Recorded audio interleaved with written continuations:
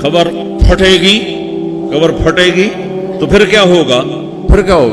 तो जिन्होंने अल्लाह को नाराज किया होगा वो कब्र से निकलते ही कहेंगे, ओ ये तो वो दिन आ गया जिससे हमें लोग डराते थे, तैयारी कर लो। तो कहेंगे या वैलना मन बअसना मिन मरक़दिना, कुरान सूरह यासीन। कहेंगे हाय हमें किसने उठा दिया, अरे हमें मौत ही दे दो, ये किसने उठा दिया। तो जिन्होंने अच्छी जिंदगी गुजारी होगी वो भी कब्रों से निकलेंगे तो वो इनको जवाब देंगे, हाज़ा मा वअदर रहमान व सदक़ल मुरसलून, यही तो वो दिन है जिसका अल्लाह ने वादा किया था और नबियों ने सच्ची खबर सुनाई थी, इसी के लिए तो हम तैयारी करते रहे, तुम गाफिल रहे। फिर मेरा रब जमा करेगा सूरे, कैसे जमा करेगा?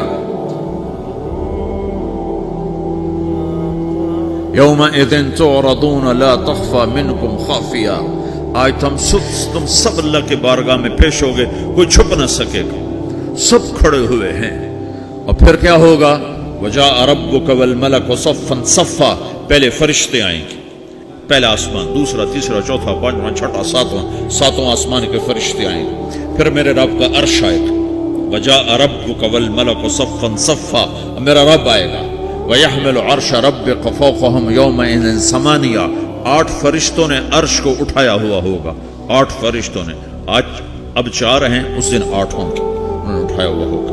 और वो ऊपर से नीचे आएगा अल्लाह का अर्श, उसकी आवाज और दहशत से सारा मजमा मर्द औरत बेहोश होकर गिर जाएगा, सब बेहोश। क्या नबी, क्या शहीद, क्या बड़े गए जो